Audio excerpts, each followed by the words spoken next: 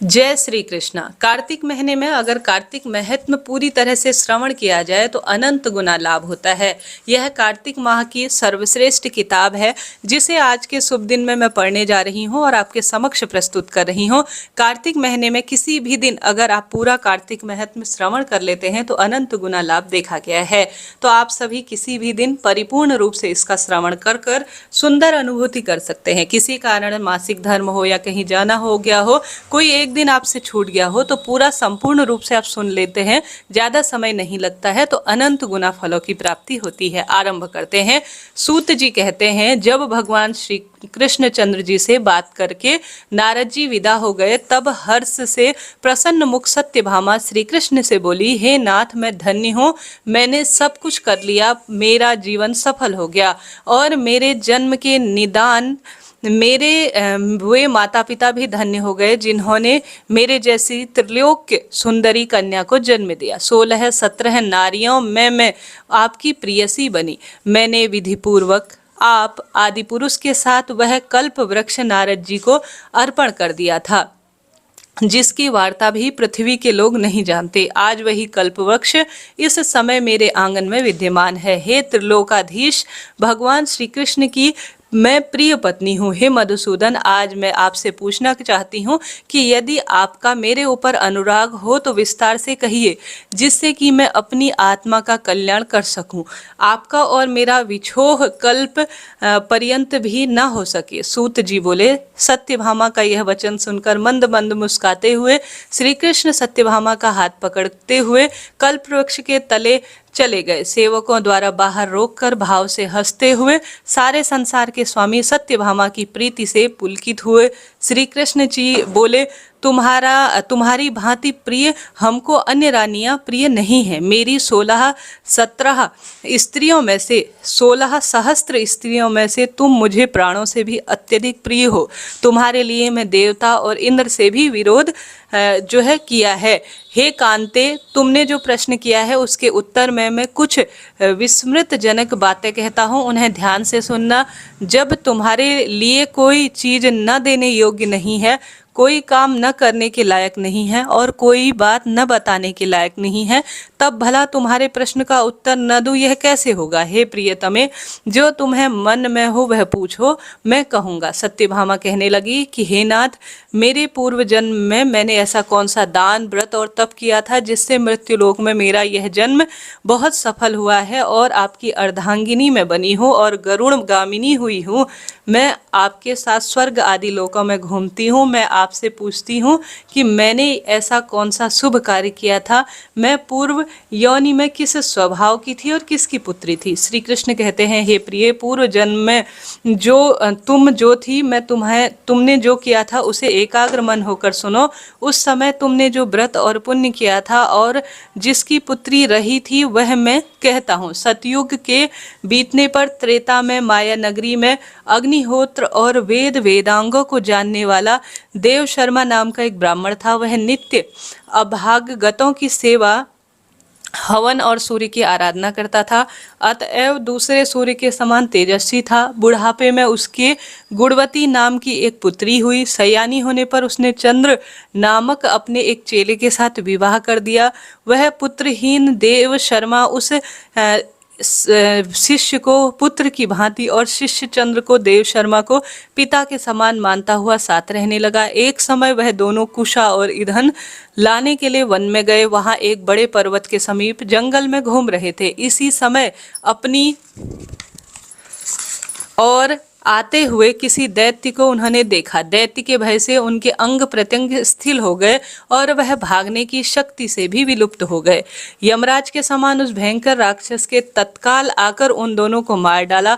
मरणोपरांत उस क्षेत्र के प्रभाव से तथा धर्मात्मा होने के कारण पार्षदगण उसको बैकुंठ भवन में ले गए। उन्होंने जीवन भर सूर्य की आराधना और सुकर्म किए। इसी में से उन पर मैं प्रसन्न हुआ। शिव, सूर्य, गणेश, विष्णु और दुर्गा, इनकी उपासना करने वाले प्राणी मुझे और मेले रोग को प्राप्त हो जाते हैं। जैसे वर्षा का पानी समुद्र में बहकर चला जाता है, एकमात्र होता हुआ भी मैं कालकर्म के भेद से 5 तरह का हो, जैसे अकेला, देवदत्त, बालक, भ्राता आदि अनेक नामों से पुकारा जाता है।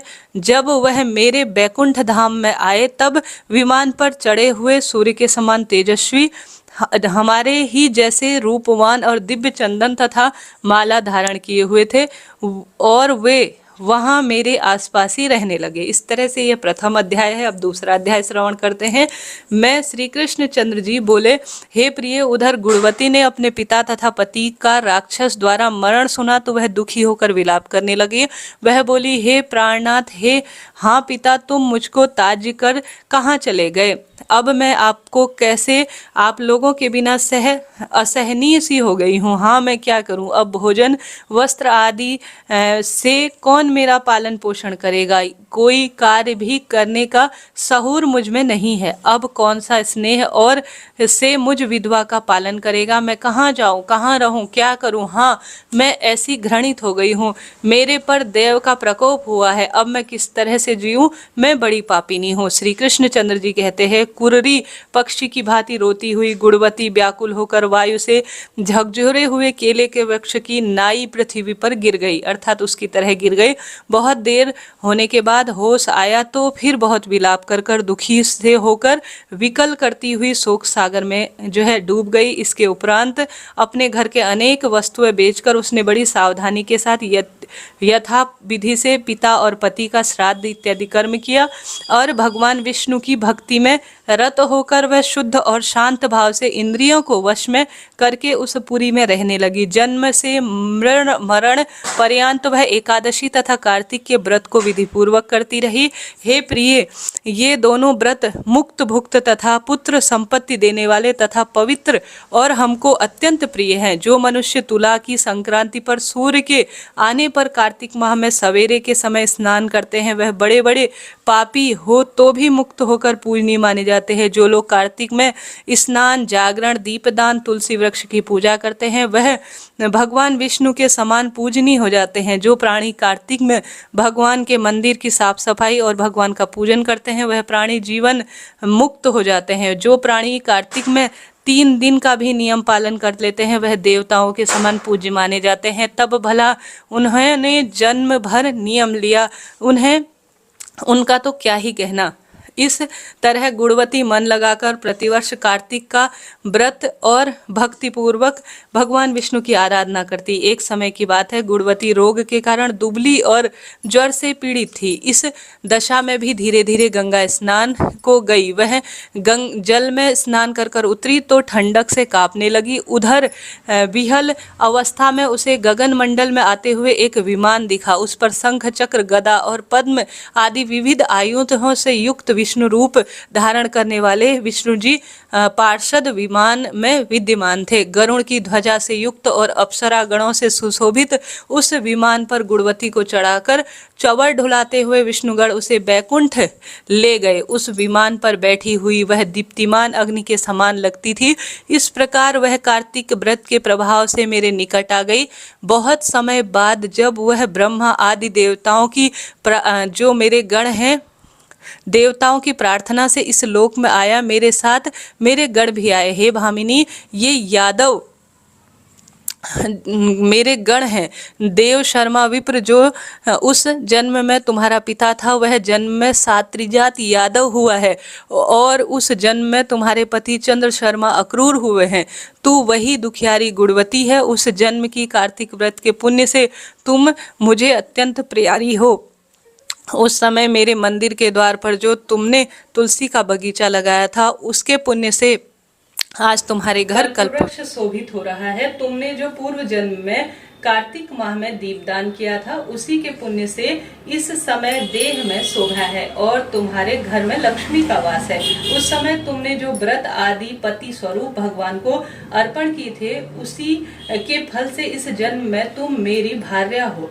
जन्म के समय मरण उपरांत जो तुमने कार्तिक का व्रत किया था, इसी से कभी भी हमारा तुम्हारा वियोग नहीं होगा। इस तरह से जो मनुष्य कार्तिक नियम से व्रत करता है, वह सभी मेरे पास होंगे और तुम्हारे समान मुझे प्रिय होंगे। नाना प्रकार के यज्ञ, दान, व्रत, तप आदि करने से प्राणियों को जो फल मिलता है, वह कार्तिक माह के 16शांश भी नहीं होता है। अपने पूर्व जन्म के पुण्य के प्रभाव का वृतांत सुनकर सत्यभामा बहुत प्रसन्न हुई और संसार के आदि कारण स्वरूप भगवान श्री कृष्ण को प्रणाम कर कर बोली। अब तीसरा अध्याय श्रवण कर लेते हैं। सत्यभामा बोली, हे प्रभु, आप काल स्वरूप हैं, आपके लिए तो सब समय बराबर है। तब कार्तिक मासों में यह कैसे सबसे श्रेष्ठ कार्तिक महीना हुआ? इस तरह सब तिथियों में एकादशी तथा मासों में कार्तिक माह आपको प्रिय क्यों है? हे देवाधिराज, इसका क्या कारण है, उसे कहिए। श्री कृष्ण चंद्र बोले, हे प्रिय, तुमने बहुत ठीक प्रश्न किया है।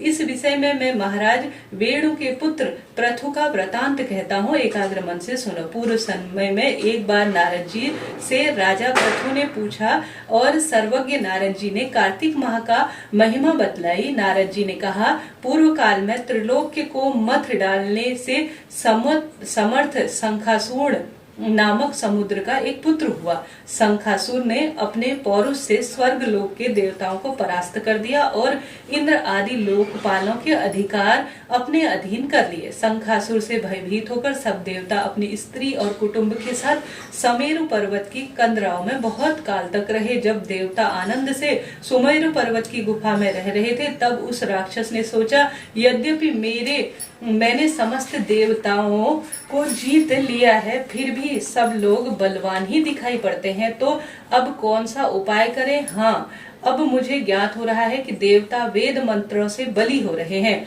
यदि उन वेदों को ही हरा लिया जाए तो देवता आप ही निर्बल हो जाएंगे। ऐसा सोचकर शंखासुर भगवान को सोए हुए देखकर सत्यलोक से वेदों को चुरा लाया। जब वह हरण कर लाया था, उस समय बीजों के साथ साथ जो यज्ञ मंत्र थे उससे डरकर जल में छिप गए। तब यज्ञ मंत्रों को खोजता हुआ शंखासुर समुद्र के भीतर विचरण करने लगा, किंतु चिरकाल तक खोजने पर भी भेद मंत्रों को एकत्र कहीं उसे भी कुछ भी स्वरूप में वह नहीं पाया। और साथ ही भगवान ब्रह्मा जी पूजा की और सामग्री तथा उपहार लेकर समस्त देवताओं के साथ वह भगवान वैकुंठ और भगवान विष्णु की शरण में गए। विष्णु जी को जगाने के लिए ब्रह्मा जी ने गाजे बाजे धूप गंध आदि से उनका पूजन किया। ब्रह्मा जी की आराधना से प्रसन्न होकर भगवान जाग गए।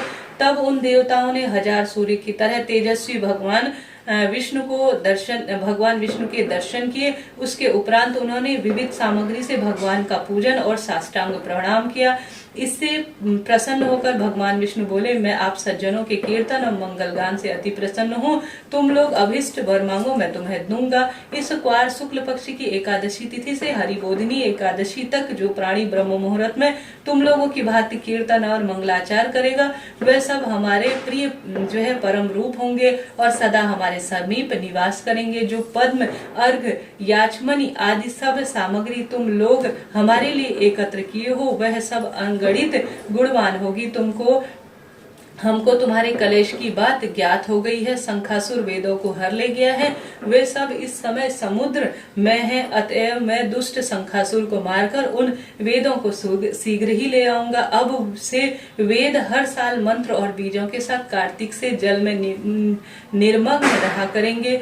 जो आज से जल में मैं रहूंगा और आप लोगों को भी ऋषियों सहित मेरे साथ आइए। इन दिनों में जो प्राणी प्रातःकाल स्नान करेंगे, वह यज्ञ अंत में किए स्नान का फल मेरे साथ भागी होंगे। हे देवेंद्र, जो कार्तिक के व्रत करें, उनको तुम लोग मेरे लोक में पहुंचा दिया करो। हे देवराज, तुम सदा उन प्राणियों को सब आपत्तियों से बचाना। हे प्रभु, तुम उन्हें पुत्र पौत्र और संतति देना, क्योंकि कार्तिक व्रती हमारे रूप धारण करके जीवन मुक्त हो जाता है। जन्म और मरण पर्यंत विधि पूर्वक जिससे यह व्रत किया है, वह आप लोगों को भी मान्य है और हमारे वह प्रिय हैं। विधि पूर्वक करने से यह दोनों व्रत जिस प्रकार प्राणी को मेरे समीप पहुंचाते हैं, वैसा कोई व्रत और कोई यज्ञ हमारे पास किसी को नहीं पहुंचा सकता। इसके साथ ही चौथा अध्याय शुरू हो जाता है। तब नारद जी बोले, ऐसा कहकर भगवान विष्णु मत्स्य रूप धारण कर विंध्यवासी कश्यप ऋषि को अंजनी के यहाँ पहुंचे। उस समय ऋषि ने दया करके उस मछली को अपने कमंडल में रख दिया। जब वह कमंडल में न अटकी तो कुएं में डाल दिया, और जब उसमें भी न समा पाई तो तालाब, और जब तालाब में भी नहीं अटी तो समुद्र में डाल दिया। इसके उपरांत उस नारायण स्वरूप मत्स्य ने शंखासुर को मार डाला। उस शंख को हाथ में लेकर विष्णु भगवान बद्रिकारण्य चले गए। वहां उन मुनियों को बुलाकर वह आज्ञा दी। विष्णु बोले, भीतर वेद बिखर गए, तुम उनको ढूंढो। बहुत शीघ्र रहस्य समस्त वेदों को जल के मध्य में लाओ, तब तक मैं देवताओं समेत प्रयाग में ठहरा हूँ। नारद बोले, इसके उपरांत तपोबल युक्त सब मुनीश्वरों द्वारा बीज और यज्ञ मंत्रों द्वारा वेद निकाले गए, जिससे उनमें जितना पाया गया उतना उनके नाम से वह प्रसिद्धि हुई। हे राजन, तब से उन भाग का वहीं ऋषि हुआ, जिसके बाद सब मुनीश्वर प्रयाग गए और पाए वेदों को विधाता सहित जो भगवान है उनको दिया। संपूर्ण वेदों को पाकर ब्रह्मा ने आनंद युक्त से ऋषि गणों के साथ अश्वमेध यज्ञ किया। यज्ञ के अंत में देवता, गंधर्व, यक्ष, सर्प ने सब भूमि को जो है भूमि में दंडवत प्रणाम कर कर प्रार्थना की। देवता बोले, हे देवों के देव स्वामिन, मेरे प्रार्थना सुनिए। यह हमारे आनंद का समय है, आप वर देने वाले हो। इस ब्रह्मा ने नष्ट हुए वेदों को इस स्थान पर फिर से पा लिया है, और हे भगवान, हमने आपके प्रसाद से यज्ञ के भाग को प्राप्त किया है। इसमें से हे महादेव, हे महाराज, आपके प्रसाद से यह स्थान प्रयाग पृथ्वी पर अति श्रेष्ठ पुण्य और सबसे श्रेष्ठ माना जाएगा और भुक्ति मुक्ति को देने वाला माना जाएगा। यह काल भी महापवित्र, ब्रह्म हत्या आदि को निवृत्त करने वाला और दान को यक्ष करने वाला होगा। यह वर आप हमको दीजिए। भगवान विष्णु बोले, हे देवताओं, जो तुमने कहा वह मुझे सम्मत है। तथास्तु, अर्थात मैं तुमको इच्छित वर देता हूँ। ब्रह्म क्षेत्र के नाम से प्रसिद्ध यह स्थान सबको सुलभ होगा। सूर्य वंश में उत्पन्न राजा भगीरथ यहाँ गंगा लेने आएंगे। यह गंगा यहाँ समुद्र की कन्या कालिंदी अर्थात जमुना जी के संयोग से प्राप्त होगी। अतः यहाँ ब्रह्मा जी, तुम आदि सब देवता मेरे पास वास करोगे। यह तीर्थराज नाम से प्रसिद्ध होगा। इस क्षेत्र में किया हुआ दान, जप, तप, होम आदि पूजा क्रियाएं अत्यंत फल देने वाली और मेरी समीपता प्रदान करने वाली होंगी। अनेक जन्मों में किए गए ब्रह्म हत्या आदि पाप से इस तीर्थ के समय मात्र दर्शन से तत्काल नाश को प्राप्त हो जाएंगे। जो धीर पुरुष मेरी संधि आदि समेत देह छोड़ेगा, वह फिर जन्म लेने और मनुष्य मेरे शरीर में प्राप्त करेगा और वहां पर वह मुक्ति पाएगा। जो यहाँ अपने पितरों के निमित्त श्राद्ध करेगा, उनके सब पितृगण मेरी स्वरूपता को प्राप्त होंगे। यह समय भी मनुष्यों को महापुण्य के समान फल देने वाला होगा और मकर के सूर्य में आने पर स्नान वाले पुरुष के पापों को नाश करने वाला होगा। माघ मास में मकर के सूर्य आने पर प्रातः स्नान करने वाले मनुष्यों के दर्शन से ही पाप दूर हो जाएंगे, जैसे सूर्य से अंधकार दूर हो जाता है। माघ के मकर में सूर्य आने पर स्नान करने वालों को सालोक्य, समीप्य और सारुध्य ये तीनों प्रकार की मुक्ति क्रम में प्रदान हो जाएगी। हे मुनीश्वरों, तुम सब मेरा वचन सुनो। सर्वव्यापी मैं बद्री वन में सदा रहता हूँ। अन्य स्थानों में मैं 100 वर्ष जप करने से जो फल प्राप्त होता है, वहाँ तुम्हें एक दिन में सदा प्राप्त हो जाएगा। जो मनुष्य उस स्थान पर दर्शन करते हैं वह जीव मुक्त हो जाते हैं और कभी उन्हें पाप नहीं रहता। सूत जी बोले, देवों के देव श्री भगवान देवता से ऐसा कहकर ब्रह्मा समेत सभी अंतर्ध्यान हो गए और इंद्र आदि सब देवता भी अपने अंशों से वहां पर स्थिर होकर अंतर्ध्यान हो गए। जो उत्तम प्राणी शुद्ध चित्त से इस व्रत कथा को सुनेगा, सुनाएगा, वह तीर्थ अर्थात प्रयाग और बद्री वन में जाने से सुंदर फल जो मिलता है उसे प्राप्त हो जाएगा। इस प्रकार से चौथा अध्याय समाप्त हुआ। बढ़ते हैं 5वें अध्याय की तरफ। प्रथु बोले, हे मुनीश्वर महाराज, आपने कार्तिक और माघ महीने का बहुत सुंदर फल कहा। अब उन दोनों के स्नान विधि और नियमों को भी भली प्रकार से कहिए। आप उद्यापन विधि को भी कहने के योग्य है। नारद जी बोले, हे भगवान, तुम विष्णु के अंश हो, तुमको कुछ अज्ञात नहीं है, तो भी मैं तुम्हें कहता हूँ, आप भली प्रकार से नियमों को सुनो। अश्विन माह की शुक्ल पक्ष की एकादशी से कार्तिक का व्रत आलस रहित होकर करो। चतुरांश अर्थात रात्रि प्रहर यात्री पहले प्रतिदिन सदा उठो और ग्राम से उत्तर दिशा की को की ओर जाकर जल का पात्र लेकर जाओ। दिन में संध्या के समय कान पर यज्ञोपवीत स्थापित कर उत्तर मुख कर भूमि पर तृण बिछाकर और शिर को वस्त्र से ढक लो। मुख को यत्न से बंद करके थूकने और श्वास लेने से रहित हो। मूत्र तथा मल का त्याग करो। रात्रि में दक्षिण दिशा की ओर मुख करके मल त्यागे। शिशिन को हाथ में थामे हुए उठे और मिट्टी लगाकर धोए। तब तक बास और लेप दूर न हो तब तक शौच को आलस्य रहित होकर करे। लिंग में 1 बार और 3 बार गुदा में, फिर दोनों में 4-4 5-5 बार गुदा और 10 बार एक हाथ में लेकर फिर दोनों को 7 बार 7 मृतिका लगाएं। और गृहस्थों को का यही शौच का नियम है। इससे दूना ब्रह्मचारी को कहा है।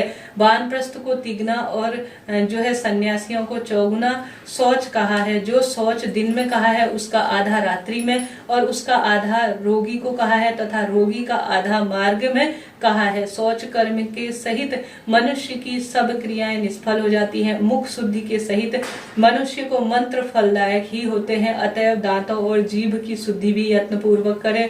दंत धावक के निमित्त वृक्षों की इस प्रकार प्रार्थना करें। आयु बल यश तेज संतति द्रव्य वेद पठन और बुद्धि से वनस्पति तू हमको प्रदान करे। इस मंत्र को पढ़कर 12 बार उंगली लंबी गुरल तथा किसी अन्य दूध के वृक्ष से दातुन लेकर दांत शुद्ध करे, किंतु छयाह और व्रत के दिन दातुन न करे। प्रतिमाह अमावस्या नवमी छठ रविवार चंद्र और सूर्य के ग्रहण में भी दंत धावन न करें। कांटों का वृक्ष कपास संभालू रबड़ पीपल अरंड और दुर्गंध युक्त वृक्ष दंत धावन में वर्जित है, अर्थात इनकी दातुन न करें। इसके उपरांत प्रसन्न मन से पुष्प गंध तांबुल लेकर भक्ति युक्त होकर भगवान विष्णु और शिव जी के मंदिर जाए। वहां देवताओं को पद्म अर्घ आदि उपचार करके पूजन स्तुति और नमस्कार करके गीत आदि मंगल गान करे। ताल वेणु मृदंग आदि की ध्वनि से युक्त नाचने वाले समस्त गवैयों और फूल चंदन आदि का सत्कार करें। देवालय में गान में तत्पर होने के कारण जो लोग विष्णु के स्वरूप होते हैं, सतयुग में आदि तथा तप यज्ञ दान भगवान को प्रसन्न करने वाले हैं। कलयुग में नहीं, क्योंकि कलयुग में केवल गान का ही प्रशंसा है। हे राजन, भगवान ने पूछा कि देवेश आप कहाँ निवास करते हैं? तब उन्होंने कहा, भगवान ने उत्तर दिया और कहा, हे नारद, न मैं वैकुंठ में वास करता हूँ, नहीं योगियों के मन में। मेरे भक्त जहाँ गान करते हैं वहीं मेरी स्थिति रहती है। गंध पुष्प आदि से उन सभी भक्तों की जो पूजा की जाती है उनमें जैसे मैं प्रसन्न होता हूँ वैसे अपने पूजन से प्रसन्न नहीं रहता। मेरे पुराण की कथा और मेरे भक्तों का गान सुनकर जो मूढ़ मनुष्य निंदा करता है वह निश्चय मेरे द्वेष के योग्य होता है। सिरस धतूरा कुरैया सोमेल अकौआ और अमताश के फूलों तथा अक्षत से भगवान नहीं पूजे जाते, अर्थात इन सबको विष्णु जी की पूजा मूर्ति में न चढ़ाएं। गुड़हर कुंद सिरस जूही चमेली और केतकी के फूलों से शिव की पूजा न करें। लक्ष्मी की इच्छा रखने वाला मनुष्य तुलसी पत्र से गणेश जी और दुर्वा से दुर्गा पूजा न करे। जैसे ही अगस्त के फूल से सूर्य की पूजा न करें। पूजा में जिन देवताओं के लिए जो पुष्प निर्धारित किया गया है वही उन्हें संपन्न और सुंदर रूप में समर्पित करें और साथ ही पूजा विधि संपन्न करके देव भगवान से क्षमा करता हुआ कहें कि हे सुरेश्वर अर्थात देवताओं के स्वामी, जो मैंने मंत्रहीन क्रियाहीन और भक्तिहीन पूजन किया है, हे देव वह पूर्ण हो गया है। इसके उपरांत प्रदक्षिणा कर प्रणाम करे और भगवान से अपराध के लिए क्षमा प्रार्थी होकर सुंदर गान पान करे। जो मनुष्य की कार्तिक की रात्रि में भगवान शिव और विष्णु की भली भांति पूजन करेगा वह मनुष्य अपने पुरुषों सहित समस्त पाप से रहित होकर वैकुंठ भवन जाएगा। इस तरह से 5वां अध्याय समाप्त हुआ। 6ठे अध्याय में लिखा गया है कार्तिक महत्म में नारद जी बोले, 2 घड़ी रात्रि रहित तिल कुश अक्षत और मनुष्य आदि लेकर चंदन लेकर जो जलाशय अर्थात नदी तागड़ आदि के समीप स्नान करने के लिए निवृत्त हो जाएगा वह मनुष्य रचित और प्रकृति नदी में तथा संगम में स्नान का क्रमशः 10 गुना फल है। और जो तीर्थ में उसे दुगना फल कहा है। भगवान विष्णु का स्मरण करके स्नान करें, फिर तीर्थ आदि और देवताओं के निमित्त क्रम से अर्घ्य आदि का दान करें। अर्घ्य मंत्र आदि कमलनाभ भगवान को नमस्कार करें और जलाशयी भगवान को नमस्कार करें। हे ऋषिकेश, आपको नमस्कार करता हूँ, आप मेरे अर्घ्य को ग्रहण करें, तुमको मेरा नमस्कार है। वैकुंठ में, प्रयाग में और बद्रिकाश्रम में विष्णु भगवान गए और तीनों प्रकार के पद स्थापित किए। इससे मुनि, वेद और यज्ञ इन सबों सहित जहाँ विष्णु जी ने 3 प्रकार से स्थापित किया, वहाँ मेरी देवता रक्षा करे। हे जनार्दन, हे देवेश, मैं तुम्हें प्रसन्नता के लिए कार्तिक में विधि पूर्वक स्नान प्रातः काल में करूंगा। देवेश भगवान को ध्यान और नमस्कार कर कर इस जल में स्नान कर कर उद्धृत हूँ। हे दामोदर, तुम्हारी कृपा से मेरा पाप नष्ट हो। अर्घ मंत्र हरे, हे हरे, कार्तिक महीने में विधि पूर्वक नहाए हुआ मैं व्रती हूँ, अतः मेरे दिए हुए अर्घ को राधा सहित आप ग्रहण कीजिए। हे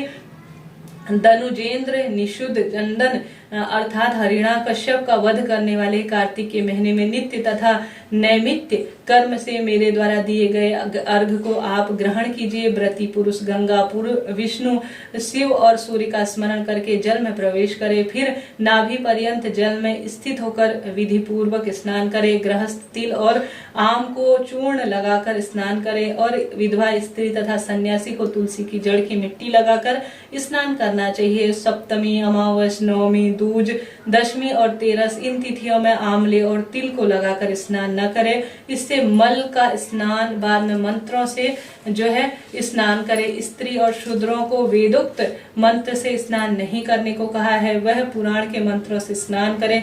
स्नान के मंत्रों भक्तों के आनंद देने वाले जो भगवान देवताओं के कार्य को निमित्त रूप से धारण करते हैं, उन पापों को नष्ट करने वाले भगवान कृपा करके मुझे पवित्र करें। विष्णु की आज्ञा पाकर कार्तिक व्रत करने वालों की सब देवता रक्षा करते हैं। इंद्र सहित वे सब देवताओं मेरी रक्षा करे। बीज, रहस्य और यज्ञ सहित वेद मंत्र और देवताओं समेत कश्यप आदि मुझे पवित्र करे। गंगा आदि सब नदियां और तीर्थ और जल के देने वाले 7 समुद्रों समेत नदी और जलाशय मुझे पवित्र करे। आदिति आदि पवित्रा, यक्ष, सिद्ध, सर्प और तीनों लोकी की औषधि और साथी पर्वत मेरी रक्षा करे। व्रती मनुष्य इन मंत्रों से स्नान कर कर हाथ में पवित्री धारण कर कर देव, ऋषि, मनुष्य, पितृ इन सभी का विधि पूर्वक तर्पण करे। कार्तिक माह में पितरों के तर्पण में जितने तिल रहते हैं उतने ही वर्ष तक पितृ स्वर्गवास में रहते हैं। इसके उपरांत व्रती मनुष्य जल से बाहर निकले तो शुद्ध वस्त्र धारण कर कर कार्तिक सुंदर महत्व सुनते हुए प्रातः काल में कहे हुए कर्मों को समाप्त कर कर हरि का पूजन करें। तीर्थों और देवताओं का स्मरण कर कर भक्ति से तत्पर मन से चंदन होकर फूलों से युक्त अर्घ दान दे। मंत्र आदि व्रती और कार्तिक माह में विधि पूर्वक स्नान हुआ जो भी हो जैसा भी हो दिए हुए अर्घ को हे हरि राधा सहित आप ग्रहण करें। इसके उपरांत चंदन, फूल और पानी से वेद व्यासी ब्राह्मणों को भक्ति पूर्वक पूजा कर बारंबार नमस्कार करें। ब्राह्मणों के दाहिने चरण में तीर्थ वास करते हुए और वेद उनके मुख में स्थित है और सब अंगों में देवताओं का वास है। इस प्रकार उनकी पूजा कर कर जो है सुंदर पूजित होता हूँ। पृथ्वी में ब्राह्मण विष्णु के स्वरूप है, इस कारण कल्याण चाहने वाला पुरुष उनका अपमान करने योग्य नहीं है और नहीं विरोध करने योग्य है। हे तुलसी के देवताओं द्वारा तू पहले निवृत्त की गई और मुनीश्वरों द्वारा पूजी गई। हे हरि की प्यारी, तुम मेरे पुरुष पापों को दूर करो। इसके बाद मनुष्य स्थिर मन से पुराण संबंधी हरि की कथा सुने। भक्ति युक्त व्रती मनुष्य फिर से उन ब्राह्मणों का पूजन करे। पहले कही हुई सब विधि को ही भक्ति पूर्वक मनुष्य भली भांति कर लेता है, वह भगवान विष्णु की सालोक्यता को प्राप्त करता है। रोगों को दूर करने वाला तथा पापों के नाशक, उत्तम बुद्धि को देने वाले तथा पुत्र पौत्र और साधक तथा मुक्ति का कारण रूप ऐसा हरि को प्यारा है। जो कार्तिक व्रत है उसको छोड़कर कोई और दूसरा व्रत है ही नहीं। प्रिय श्रोताओं, अब 7वां अध्याय आरंभ करते हैं। 6 तक तो हमने श्रवण कर लिया। 7वें अध्याय के अनुसार नारद जी बोले, हे महाराज, कार्तिक का व्रत करने वाले पुरुष के जो नियम हैं उनको संक्षेप में मेरे समक्ष सुनाइए। यह सब जो भोग वस्तु जैसे मांसाहार, शहद, राई और जो उन्माक्त वस्तु है उन सबको भी कार्तिक व्रत करने वाला छोड़ दे। देवता, वेद, ब्राह्मण, गुरु और गौ, स्त्री और राजा इन सब की तथा बड़ों की निंदा कार्तिक व्रत के दौरान नहीं करनी चाहिए, अर्थात मनुष्य को छोड़ देनी चाहिए।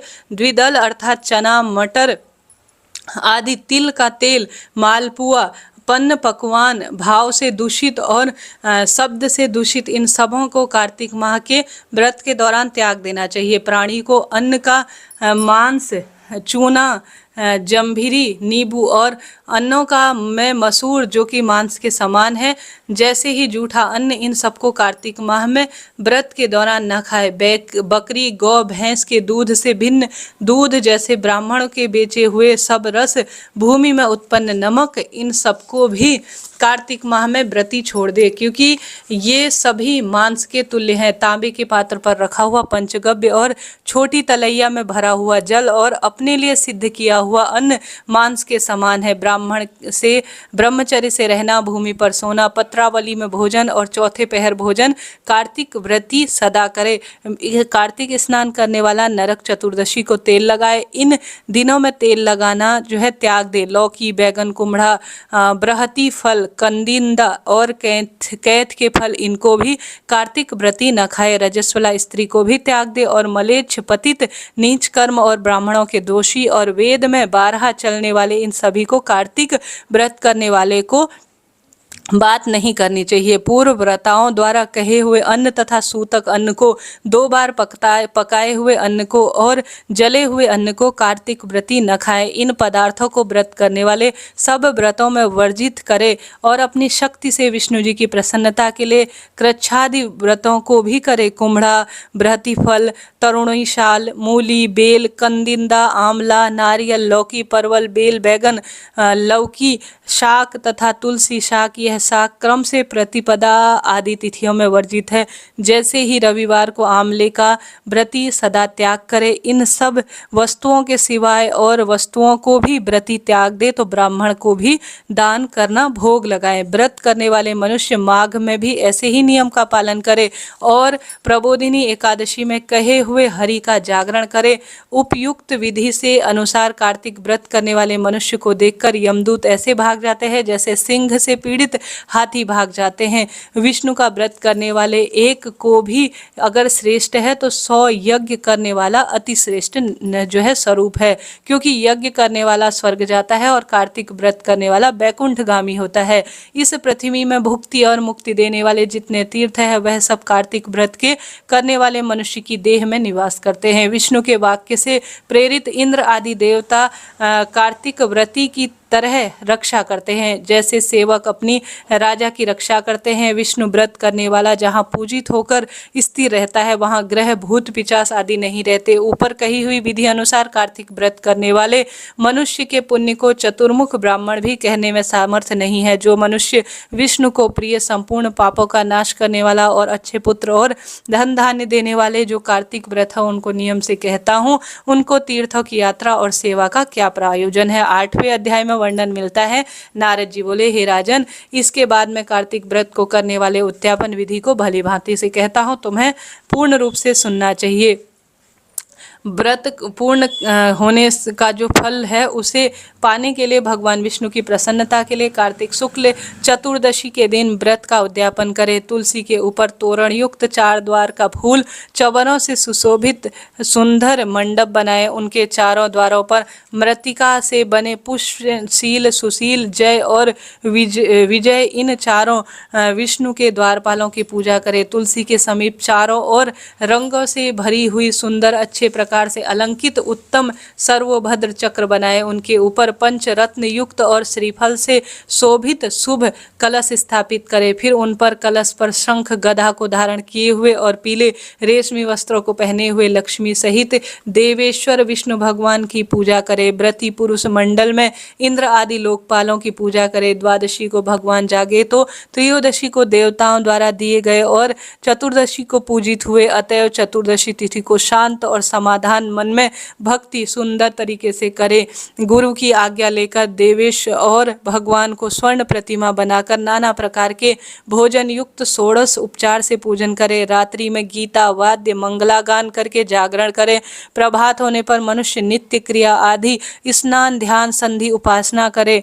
इसके उपरांत होम करे और ब्राह्मण को भोजन कराकर धन और सठता से वर्जित होकर अर्थात लोभ का त्याग कर कर अपनी शक्ति अनुसार दक्षिणा दे। हे राजन, जिसने इस व्रत को विधि पूर्वक कर लिया, वैकुंठ चतुर्दशी का व्रत कर लिया, वह मनुष्य इस चतुर्दशी के व्रत मात्र से बैकुंठ को प्राप्त होता है। बैकुंठ चतुर्दशी का महात्म्य सैकड़ों वर्ष से देवताओं और शेषनाग भी कहने में समर्थ नहीं है। जो मनुष्य भगवान के जागरण में शक्ति से ज्ञान करते हुए उनके निमित्त गान और नृत्य करता हुआ और कौतूहल करता हुआ दिखाई देता है, वह रात्रि को जागरण करता हुआ होता है और भगवान विष्णु के चरित्रों का पाठ करता हुआ विष्णुओं को प्रसन्न करता है। उसको भगवान विष्णु सालोक्य मुक्ति देते हैं। जो मुख से बाजा बजाता और स्वेच्छा लाभ अर्थात वृथा बकवास को त्याग देता है, इन भावों से जो प्राणी हरि का जागरण करते हैं, दिन दिन उनका पुण्य कोटि तीर्थ यात्रा के समान कहा गया है। पूर्णमासी को पत्नी सहित उत्तम 30 ब्राह्मणों को अथवा एक को अपनी शक्ति अनुसार न्योता देता है, क्योंकि विष्णु वर देकर मत्स्य रूप में थे, सो इसने दिया कि होम किया हुआ तथा जप किया हुआ अक्ष फल देने वाला होता है। इसी से व्रती उन ब्राह्मणों को खीर आदि अन्न का भोजन कराए और अस्तो देवा आदि से इत्यादि से ऋचाओं से तिल और खीर का हवन करे। देव जो विष्णु हैं उनके तथा देवताओं के प्रीत्यर्थ पृथक पृथक यथाशक्ति दक्षिणा दे और उनको प्रणाम करे।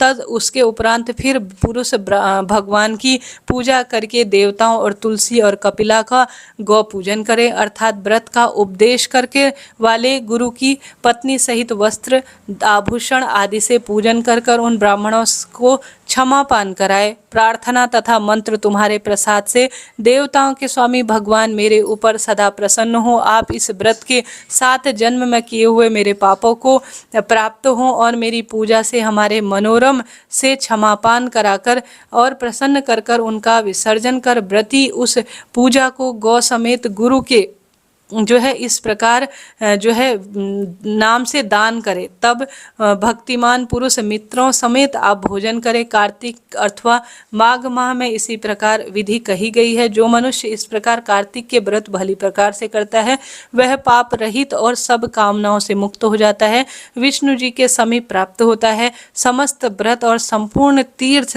एवं सब प्रकार के दानों में जो फल प्राप्त होता है, उसे कोटि गुण फल इस व्रत के विधान से प्राप्त होते हैं। वह पुरुष और वह सदा पूज्य हैं जिनका जन्म सफल हो गया, जो भगवान विष्णु में रत होकर कार्तिक मास के व्रत करते हैं। देह में स्थित पाप उस व्रत के भय से कंपायमान हो उठते हैं और कहते हैं कि यह मनुष्य तो कार्तिक व्रत करने वाला मनुष्य हो गया है, तो अब हम कहाँ जाएं। इस प्रकार कार्तिक के व्रतों का नियम जो भक्ति पूर्वक करता है, श्रवण करता है, वह वैष्णव आगे जाता है और पापों का नाश करता है और उत्तम फलों की प्राप्ति करने वाला होता है।